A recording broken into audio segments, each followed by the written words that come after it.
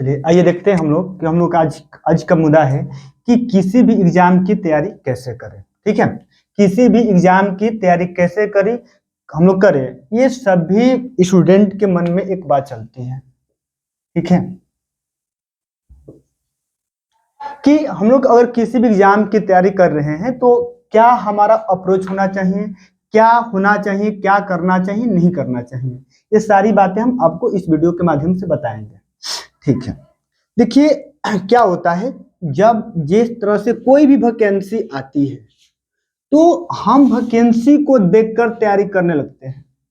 अभी मानकर चलिए वैकेंसी, इससे मान लीजिए कि पेट का एग्जाम आया है, पेट का फॉर्म भरा रहा है, सर हमको पेट पढ़ना है। और मान के चलिए कि सीईटी आएगा, सर हमको सीईटी पढ़ना है। सर पुलिस आया है, हमको पुलिस पढ़ना है।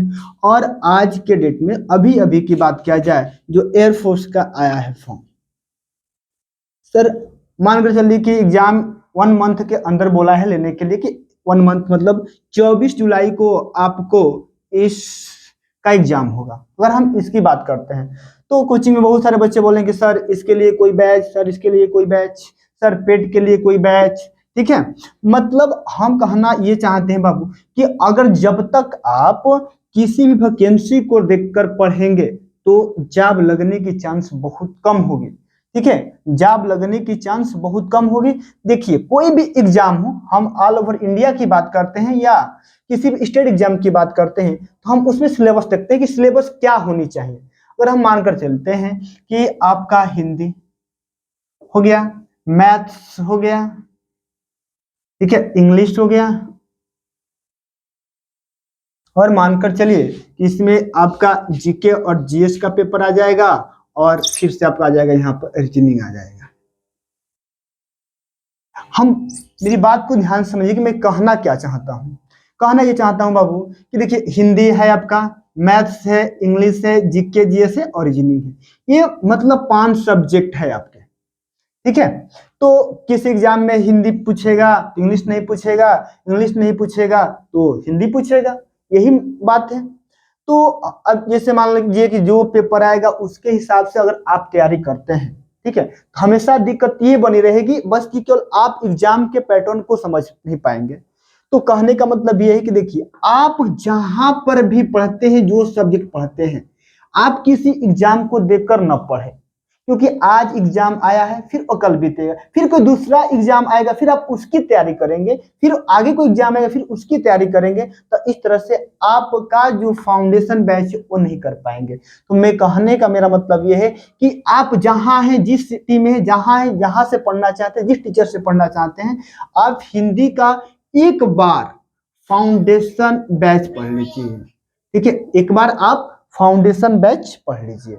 जब आप हिंदी का फाउंडेशन बैच पढ़ लेंगे तो ये हुआ कि अब भारत में या किसी भी स्टेट एग्जाम में जिस एग्जाम में हिंदी पूछता हुआ, फिर आपको भाग दौड़ करने की कोई जरूरत नहीं है, आपका यहाँ से हिंदी क्लियर रहेगी। मैथ्स का है, सर पुलिस का आया है, सीजीएल का आया है, एसएससी का आया है, बैंकिंग का आया है, तो एक बार हम एयरफोर्स के लिए पढ़ेंगे, एक बार बैंकिंग के लिए पढ़ेंगे, एक बार पुलिस के लिए पढ़ेंगे, नहीं ऐसे करेंगे तो आपका समय और पैसा दोनों बेकार में जाता रहेगा। समझ लीजिए आप जहां पढ़ना चाहते हैं, जिस टीचर से पढ़ना चाहते हैं, हर सब्जेक्ट का आप पर फाउंडेशन बैच पढ़ लीजिए, हर टीचर का फाउंडेशन बैच पढ़ लीजिए, जीके जीएस है, इंग्लिश है, इसका भी फाउंडेशन बैच पढ़ लीजिए।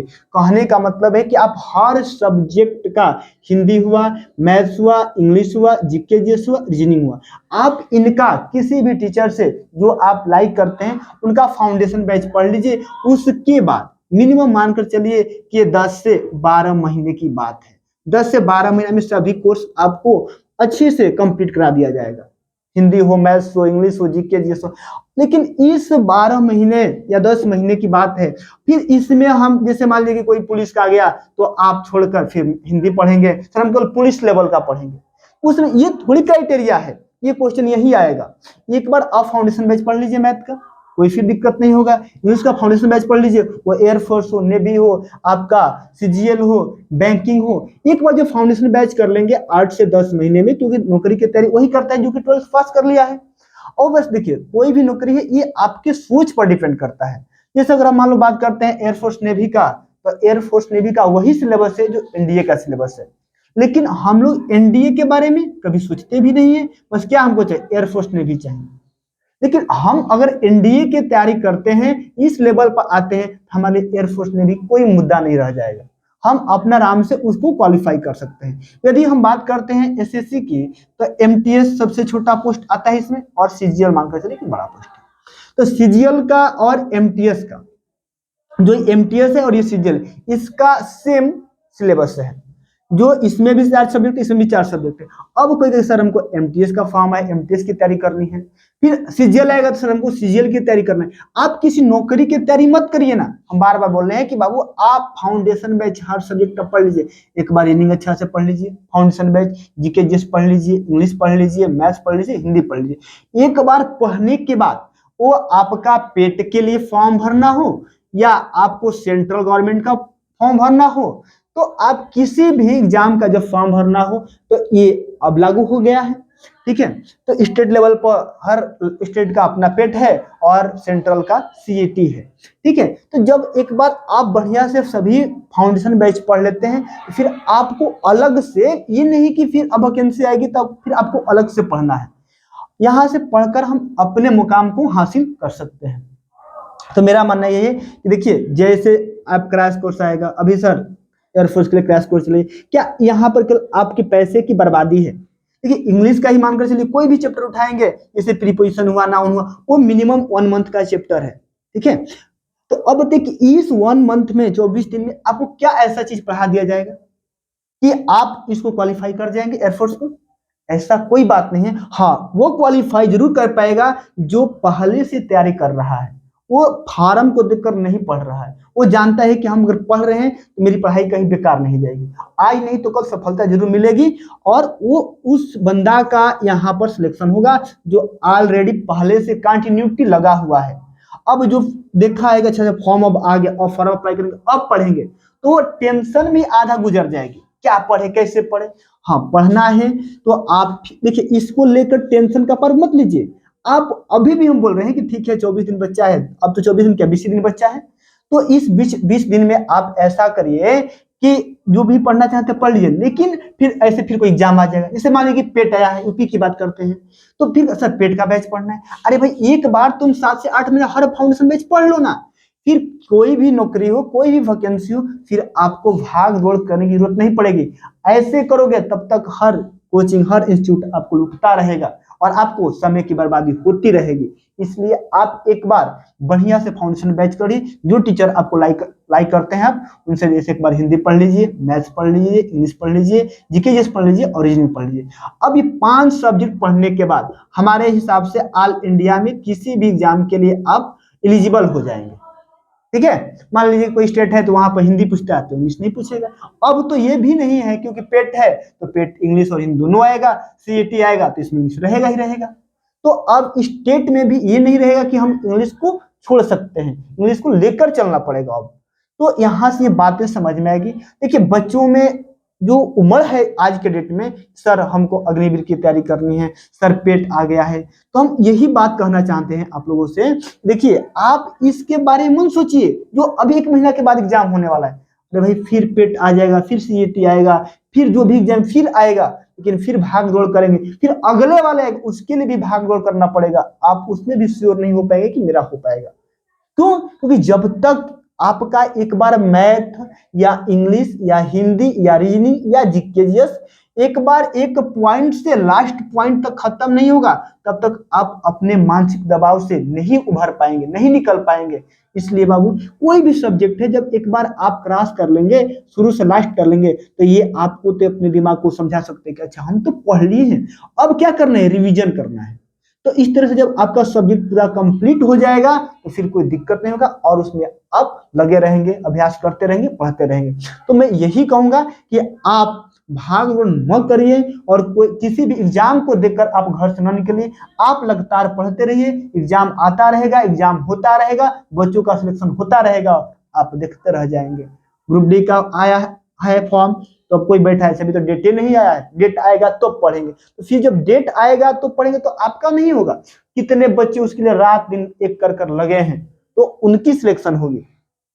ठीक है। तो हम नौकरी को देखकर न पढ़े, नौकरी की तैयारी न करें, हम सब्जेक्ट की तैयारी करें, क्योंकि अब ये सीईटी में ये भी नहीं रहा कि रेलवे का जो पेपर देगा वो इंग्लिश नहीं पूछेगा, क्योंकि जब तक सीईटी क्वालिफाई नहीं करेंगे तो नहीं आप रेलवे का पेपर दे पाएंगे, नहीं बैंकिंग का दे पाएंगे, नहीं एसएससी का दे पाएंगे। और हर स्टेट अपने यहाँ पेट लागू कर दिया है, तो उसमें भी आपका इंग्लिश अनिवार्य कर दिया है, 10 नंबर का 5 नंबर इंग्लिश जरूर रहेगा। तो यहाँ से एक यही 2 सब्जेक्ट में रहता है, ठीक है। तो ये आपको अब दोनों को समानांतर लेकर चलना है। तो यही हम बात बार बार करें बाबू कि आप भाग दौड़ कर अपने जिंदगी का जो कीमती समय है और जो कीमती आप पैसा चुका रहे हैं, फिर पढ़ेंगे फिर पैसा देंगे, ठीक है। क्योंकि देखिए क्रैश कोर्स में यही होता है कि जितना आपसे पैसा ले लिया जाए, ठीक है। और क्रैश कोर्स उसी बच्चे के लिए जो पूरा एक बार फाउंडेशन बैच किया है, जो बेसिक से एडवांस लेवल तक पढ़ा है, उसके लिए आप क्रैश कोर्स है। अन्यथा किसी को सीखने के लिए क्रैश कोर्स नहीं है। 24 दिन में या 1 महीने में 2 महीने में क्या सिखा सकता है जो 8 से 10 महीना पढ़ाना है जिस सिलेबस में, ठीक है। तो ये बात ध्यान रखिए आप, ठीक है। और अपने आप को समझाइए कि एक बार अच्छे से हम पढ़ ले, फाउंडेशन बैच पढ़ ले, जहां पढ़ना चाहते हैं, लिस्ट टीचर से पढ़ना चाहते हैं, अच्छे से पढ़ लीजिए। उसके बाद आप जैसे ये 8 से 10 महीना होगा, ये आपका पूरा कोर्स कंप्लीट हो जाएगा। जैसे पूरा कोर्स कंप्लीट हो पाएगा, अब आपको जो भी वैकेंसी आएगी तो आप अपने आप को, अच्छा हम तो सब कुछ पढ़ लिए हैं, अब हमको क्या करना है, केवल रिवीजन करना है, तो उसमें आपका उत्साह दुगना होगा। अभी अग्निवीर, अच्छा सर हमारा रीजनिंग तो अभी पढ़े ही नहीं है, इसमें छूट जाएगा, तो क्या हो जाएगा, एक मानसिक दबाव पड़ेगा, आप प्रेशर में आएंगे। और वो जब जब प्रेशर में आएंगे तब तब अपने आप से कुछ नहीं कर पाएंगे।